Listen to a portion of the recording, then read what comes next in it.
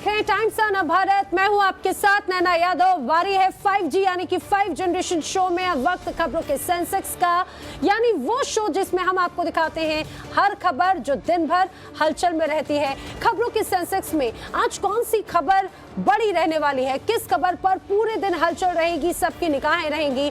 खबरों के सेंसेक्स में उस खबर की पूरी ABCD विस्तार से आप जानेंगे हमारे इस खास शो में। और सभी खबरों पर पल पल की अपडेट दिखाने के लिए और हर अपडेट बताने के लिए मेरे साथ में देश भर से जुड़ेंगे मेरे रिपोर्टर्स, जिनकी रहती है खबरों के बाजार पर पैनी नजर। आप तस्वीरों में देख रहे हैं तमाम रिपोर्टर्स जुड़ चुके हैं। सबसे पहले उत्तर प्रदेश का रुख कर लेते हैं। आदर्श सिंह मेरे सहयोगी मेरे साथ में जुड़ रहे हैं। आदर्श, आज आपके लिहाज से कौन सी खबर सबसे ज्यादा प्रमुख रह सकती है? देखिए, अगर आज खबरों के सेंसेक्स में बात करें तो सबसे प्रमुख खबर होने वाली है लखीमपुर खीरी से जुड़ी हुई, जहां पर आज अजय मिश्रा और टेनी के बेटे को आशीष मिश्रा को तलब किया है यूपी पुलिस ने। आज सुबह 10 बजे यूपी पुलिस के पुलिस लाइन में लखीमपुर खीरी में इन्हें बुलाया गया है और तमाम सवालों के जवाब देने होंगे। साथ ही साथ जो साक्ष्य उनके पास मौजूद होंगे, चाहे वो इलेक्ट्रॉनिक हो, वीडियो हो, फ़ोन पर हो या फिर मौखिक साक्ष्य हो, जो वो बता सकते हैं पुलिस को, वो सभी साक्ष्य रखने होंगे। लेकिन जो हमारे सूत्र हमें बता रहे हैं उसके मुताबिक पुलिस लगातार उनके लोकेशन ट्रैक कर रही थी इस पूरे हादसे के बाद, और जो आखिरी लोकेशन उनकी मिली थी वो नेपाल बॉर्डर पर मिली थी। मैं आपको बता दूं कि जो ये हादसा हुआ था, जिस जगह पर तिकुनिया जगह है, वहां से नेपाल बॉर्डर की दूरी तकरीबन 10 से 12 किलोमीटर है, और यानी अजय मिश्रा का जो गांव है वो भी 10 से 12 किलोमीटर की दूरी पर है। तो ऐसे में पुलिस ये आशंका जता रही है कि हो सकता है कि अजय मिश्रा के बेटे आशीष मिश्रा नेपाल भी जा सकते हैं। हालांकि उनके घर पर आज हम सुबह मौजूद थे और उनके घर वालों से हमने बातचीत की तो वो ये भी कह रहे थे कि देखिए, हमने कोई गुनाह नहीं किया है और अगर पुलिस ने बुलाया है तो हम उस पूछताछ में ज़रूर शामिल होंगे। अब देखने वाली बात यह है कि अब से 1 घंटे बाद क्या आशीष मिश्रा, जो कि 10 बजे का समय दिया गया है पुलिस लाइन में, वो यहाँ पर आकर प्रस्तुत होते हैं और साथ ही साथ जो पुलिस सवाल जवाब उनसे करना चाहती है उसमें शामिल होते हैं या फिर नहीं। लेकिन आदर्श, बीच में एक ये भी खबर आई कि अब आशीष मिश्र जो हैं वो लखीमपुर खीरी क्या वो भारत में ही नहीं है, उनके नेपाल भागने की भी जानकारी सामने आ रही है। अब ऐसे में किस तरह से मुश्किलें और बढ़ सकती हैं आशीष की?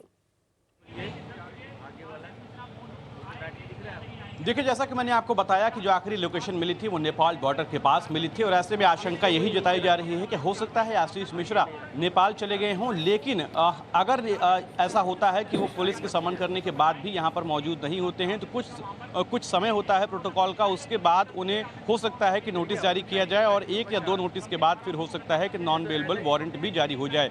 ये तमाम वो चीज़ें हैं जिस पर अभी हम सिर्फ कयास लगा रहे हैं। लेकिन जैसा कि मैंने आपको कहा कि अब से 1 घंटे का समय है, अगर 10 बजे के आसपास आशीष मिश्रा यहाँ पर मौजूद होते हैं तो ये सारी बातें फिलहाल के लिए मान्य नहीं होंगी। लेकिन अगर वो नहीं पहुँचते हैं यहाँ पर तो निश्चित तौर पर नॉन बेलेबल वारंट भी जारी हो सकता है और उसके लिए यूपी पुलिस ना सिर्फ नेपाल से बल्कि बाकी जो आसपास के राज्य हैं जहाँ पर लोकेशन मिल सकती है, संभावित जगहें होंगी, उन लोगों से भी कोऑर्डिनेट करेगी। और चूंकि ये पूरा मामला जो है वो अब फोन के सर्विलांस पर टिका हुआ है, इंटेलिजेंस इनपुट पर टिका हुआ है, तो ऐसे में बहुत मुमकिन ये भी है कि यूपी पुलिस अलग अलग टीमें गठित कर अलग अलग राज्यों या फिर जो संभावित लोकेशन होगी वहां पर भेजे।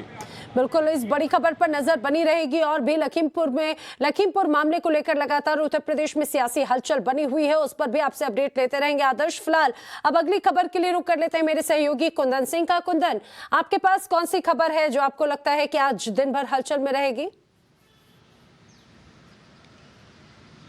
देखिए, मुझे लगता है कि राजनीति लखीमपुर खीरी को लेके गर्म है और ऐसे में अगर सुप्रीम कोर्ट खुद दखल देता है तो वो खबर बड़ी होगी। कल सुप्रीम कोर्ट ने सुमोटो देखते हुए इस मामले को सुना था और 2 वकीलों ने जिस मामले में चिट्ठी लिख के अपील की थी उनको भी सुनवाई की थी। और आज उत्तर प्रदेश के जो कौंसल गरिमा प्रसाद कल उसमें कही थी कि इसमें हम तमाम कार्रवाई करें, उसको लेके एक स्टेटस रिपोर्ट मांगी है कि जब तक FIR किया गया और FIR के बाद किन लोगों पे FIR किया गया, किस आधार पे FIR किया गया, जांच कहां तक गई और पुलिस ने क्या क्या किया इस पूरे मामले पे। क्योंकि गंभीर आरोप कोर्ट ने बहुत साफ कहा, चीफ जस्टिस खुद की बेंच सुन रही, उन्होंने कहा कि 8 लोगों की मौत हुई है, दोनों पक्षों से मौत मौत हुई है, 4 किसान हैं, 4 दूसरे पक्ष के लोग हैं। आरोप बहुत गंभीर है, केंद्रीय मंत्री के बेटे पे आरोप है और केंद्रीय मंत्री का बेटा जो कि खुद गृह मंत्रालय उनके पास है, केंद्रीय मंत्री के पास, और उनका बेटा अगर जांच में सहयोग नहीं करता तो मुझे लगता है ये गंभीर सवाल हो सकता है। और आज ऐसे में जब 11 साढ़े 11 बजे करीब में चीफ जस्टिस की बेंच बैठेगी, 37वां मैटर है उनका और वो सुनवाई होगा, और ऐसे में अगर 10 बजे जो आशीष मिश्र हैं, जो अजय मिश्र उर्फ टेनी के बेटे हैं, अगर वो जांच में शामिल नहीं होते तो मुझे लगता है उत्तर प्रदेश के काउंसिल के लिए कोर्ट में जवाब देना भारी पड़ सकता है। सो मुझे लगता है कि ये बहुत गंभीर होने वाला है और कोर्ट की टिप्पणी, अगर कोर्ट जो जांच के लिए कमेटी बैठाई गई है एक सिंगल रिटायर्ड जज के, अगर उससे संतुष्ट होता है या फिर जो लगातार अपोजिशन डिमांड करता है कि कोई सिटिंग जज से भी आ जाए, हाई कोर्ट या सुप्रीम कोर्ट की मॉनिटरिंग में जांच किया जाए, या फिर कोई एसआईटी गठित किया जाए, या फिर सेंट्रल एजेंसीज को दिया जाए, तो ये तमाम विकल्प सुप्रीम कोर्ट के आगे खाली हैं, खुले हैं। और मुझे लगता है कि सुप्रीम कोर्ट की टिप्पणी, सुप्रीम कोर्ट का आदेश या सुप्रीम कोर्ट का कोई निर्देश इस खबर को लेकर कुंदन, जिस तरह से विपक्ष की अगर बात करें, विपक्ष लगातार प्रदेश सरकार, केंद्र सरकार और उत्तर प्रदेश प्रशासन पर सवाल खड़े करते रहा है। 6 दिन आज होने को हैं इस पूरे लखीमपुर मामले को लेकर, लेकिन अभी तक आरोपी के खिलाफ जिस तरह की सख्ती दिखाई जानी चाहिए थी, ऐसा विपक्ष का आरोप है कि ऐसी नहीं दिखाई गई, बल्कि जो विपक्ष के नेता हैं उन पर जरूर कार्रवाई की गई।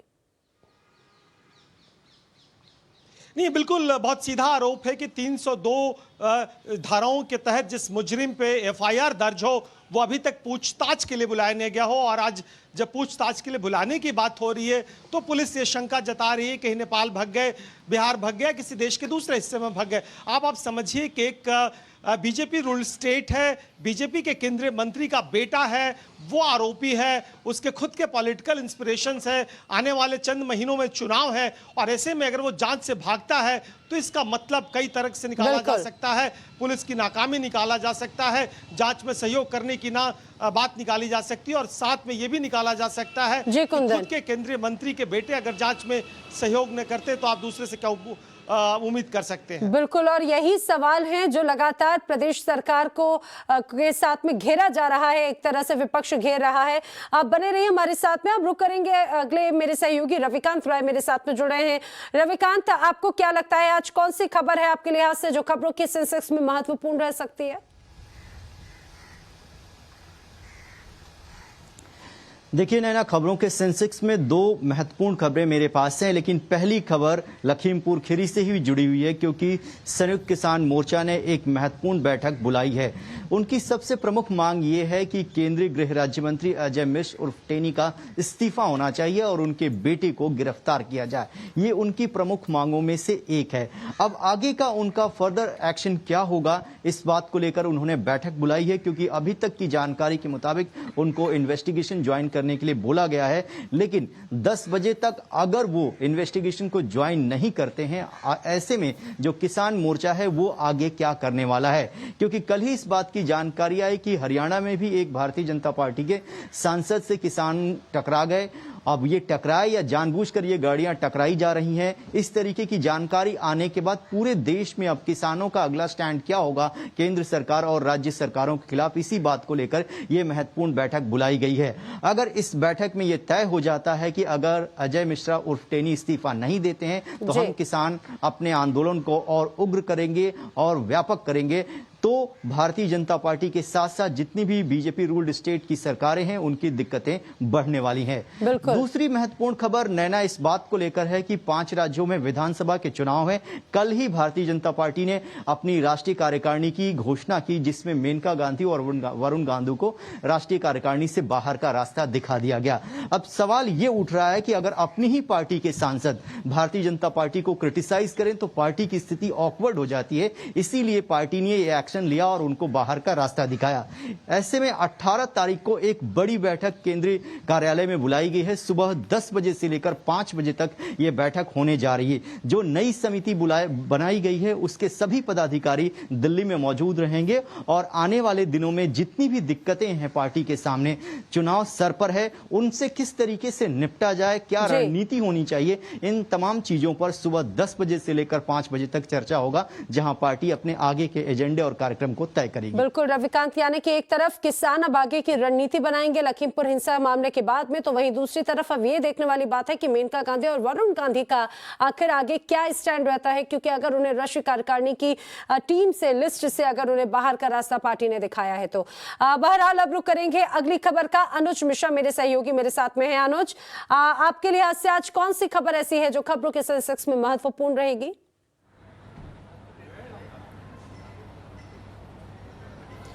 जी देखिए, मेरे हिसाब से आज जो है मुंबई से खास तौर पे सुपरस्टार शाहरुख खान के बेटे की किस्मत का फैसला 11 बजे के आसपास होगा कोर्ट में, जब ये पता चलेगा कि आर्यन खान को ज़मानत मिलेगी, यानी ज़मानत मिलने के बाद क्या वो अपने घर जाएंगे या फिर न्यायिक हिरासत में रहेंगे। अगर वो न्यायिक हिरासत में रहते हैं तो उन्हें जेल जाना पड़ सकता है। निश्चित तौर पर ये अपने आप में बड़ी खबर है और 11 बजे के आसपास सुनवाई होगी। हालांकि एनसीबी का साफ तौर पे यही कहना है कि जो बेल एप्लीकेशन मूव किया गया है उसका वो अपोज करेंगे और स्ट्रांगली अपोज करेंगे। एनसीबी का साफ तौर पे यही कहना है कि हम जो आधार रखेंगे वो आधार ये रहेगा कि इसमें फॉरेनर इन्वॉल्व है, यानी विदेशी इन्वॉल्व है। इस मामले में एक विदेशी को भी गिरफ्तार किया गया है, उसको आधार बनाकर जो बेल एप्लीकेशन है उसका अपोज करेगी एनसीबी। लेकिन वहीं बचाव पक्ष की बात करें कि तो हमने कल भी देखा कि सतीश मानसिंधे ने किस तरीके से जो आधार रखे गए थे एनसीबी की तरफ से रिमांड मांग के लिए, उसका पूरी तरीके से सतीश मानसिंधे ने उस पर अपनी दलील दी और साफ तौर पे कहा कि जिस तरीके से ये देखा गया कि 2 दिनों से किसी तरीके से पूछताछ नहीं की गई, जो अंचित की गिरफ्तारी की गई थी वो जो बयान शुरू में आर्यन ने दिया था उसी आधार पर अंचित की गिरफ्तारी की गई। तो निश्चित तौर पर अपने आप में ये बड़ी खबर है और 11 बजे के आसपास जब सुनवाई होगी तब सही मायने में ये देखा जाएगा कि क्या आधार एनसीबी रखती है इस बेल एप्लीकेशन को अपोज करने के लिए, वहीं बचाव पक्ष की तरफ से क्या दलील दी जाती है। तो 11 बजे के आसपास सुनवाई होगी, उसके बाद ही सही मायने में ये पता चलेगा कि आर्यन और बाकी आरोपी जो हैं वो जमानत पर रिहा होंगे, अपने घर जाएंगे या फिर उन्हें जेल जाना पड़ेगा। बिल्कुल ठीक है अनुज, आप भी इस बड़ी खबर पर नजर बनाए रखिए। फिलहाल अब रुक कर लेते हैं शिवानी का, मुंबई से मेरे साथ में जुड़ रही है। शिवानी, आपके पास कौन सी खबर है आज? देखिए, फिलहाल जिस तरह से अनुज जिक्र कर रहे थे आर्यन खान की रिहाई या जुडिशियल कस्टडी को लेकर, इसी केस में एनसीबी के पक्ष में एक बहुत बड़ी गिरफ्त हाथ आई है।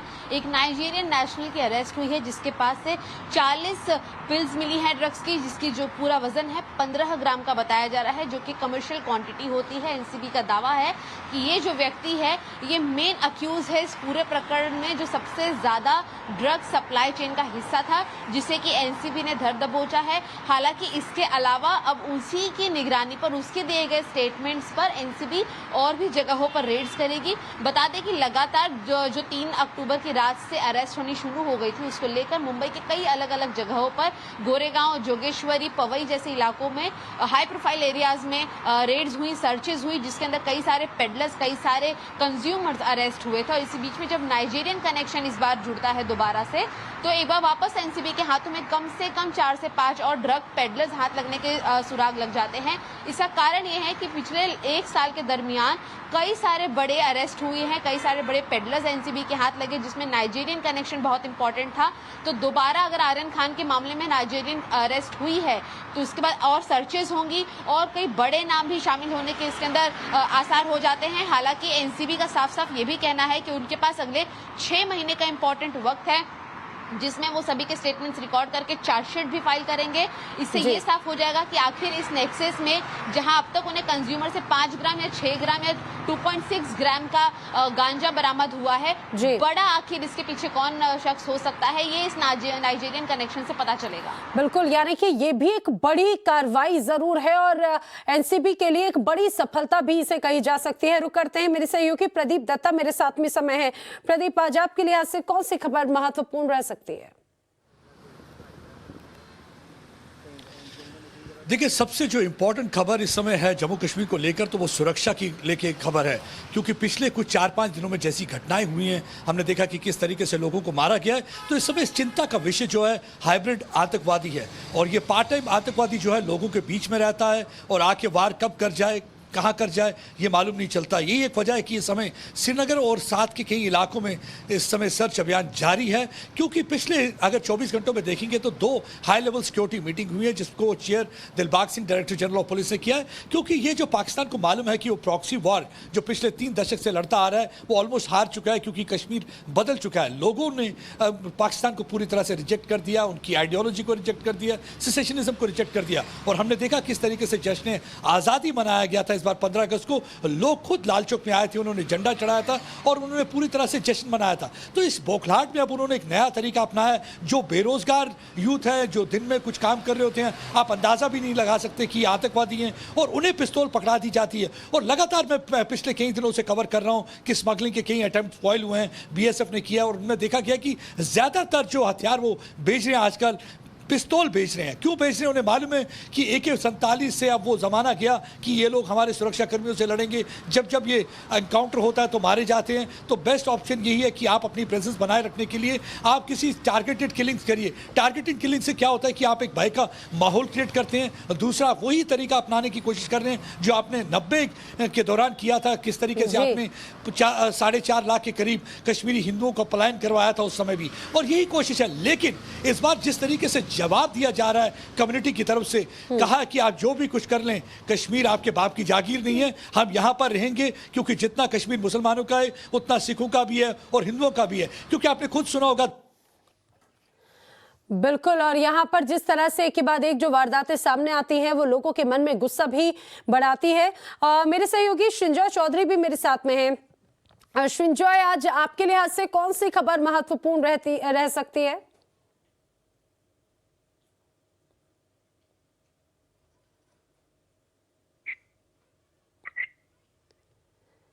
श्रृंजॉय, अगर आप मुझे सुन पा रहे हो तो मैं आपसे समझना चाहूंगी कि आज आपके लिहाज से कौन सी खबरों के सेंसेक्स में महत्वपूर्ण रह सकती है?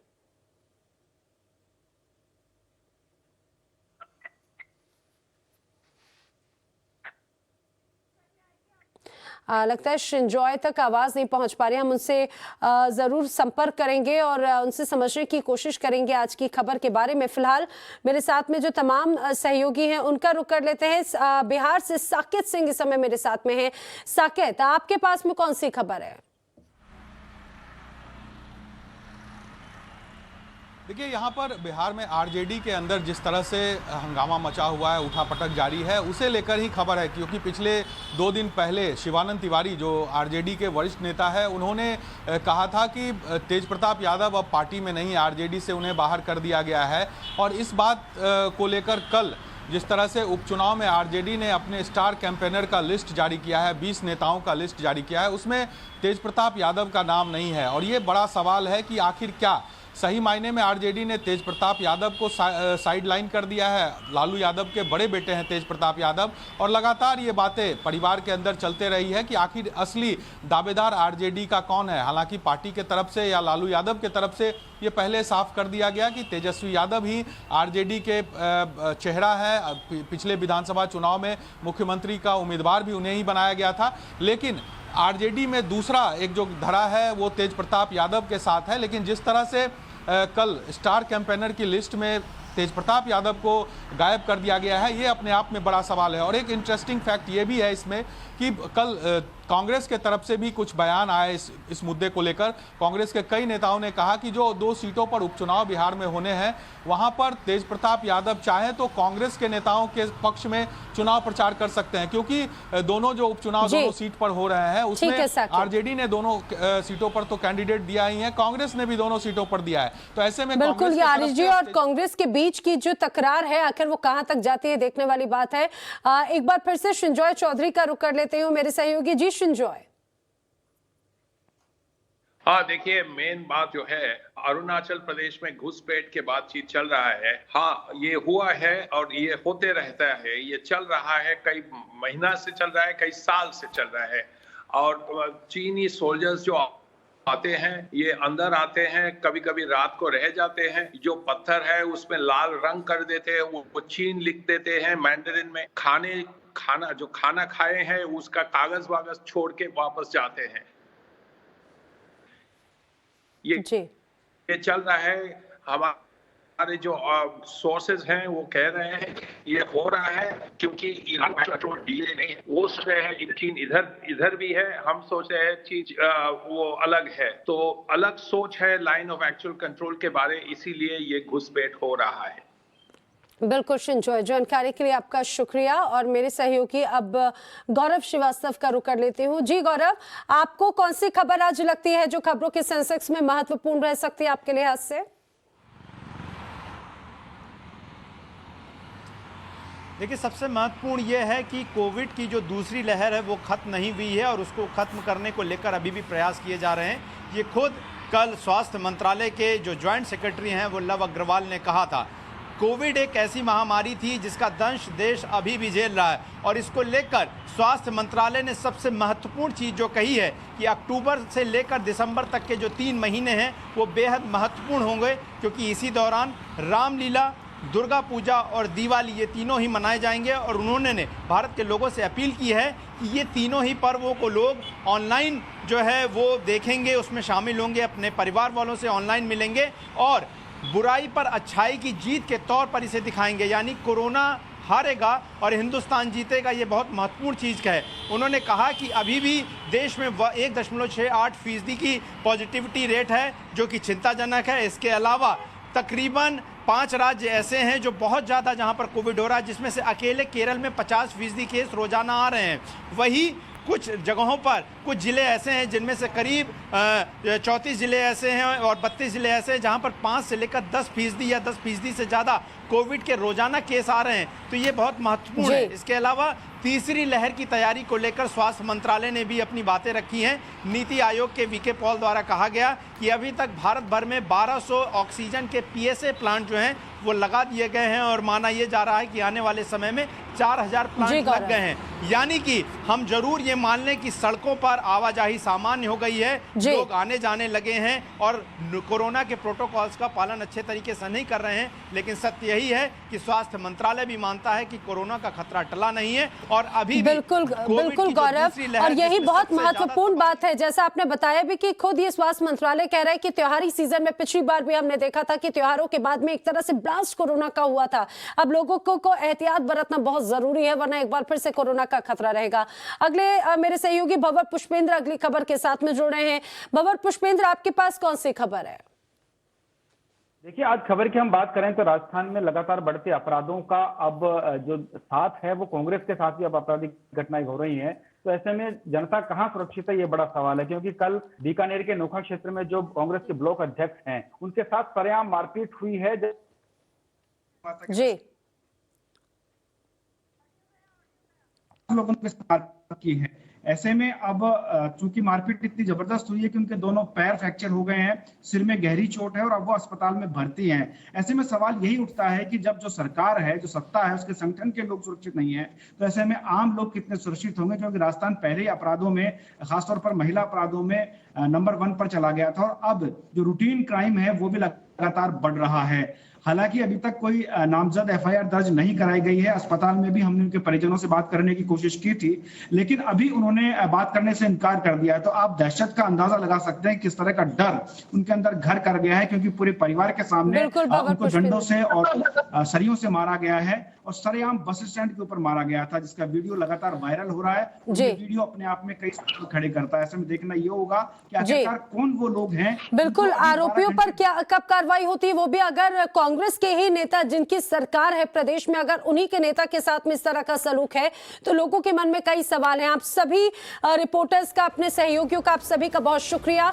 अपने दर्शकों को आप बताते हैं कि आखिर आज खबरों के सेंसेक्स मीटर क्या कहता है। पहले हेडलाइंस जान लीजिए। लखीमपुर हिंसा मामला जो है सुप्रीम कोर्ट में आज उस पर सुनवाई है। आशीष मिश्र की पेशी आज होनी है। वहीं आतंकवाद से जुड़ी हुई जो बड़ी चुनौती है, जम्मू कश्मीर में बड़ी खबर है, आर्यन को जेल होगी या बेल, इस पर भी नजर टिकी रहने वाली है। अब खबरों के सेंसेक्स में ओल्ड रैंक और न्यू रैंक आइए आपको बताते हैं। ये ओल्ड रैंक, अब आपको जो न्यू रैंक है वो देखिए। आशीष मिश्र की पेशी सबसे बड़ी खबर जिस पर आज दिन भर नजर रहेगी। लखीमपुर हिंसा में सुप्रीम कोर्ट में आज सुनवाई होनी है।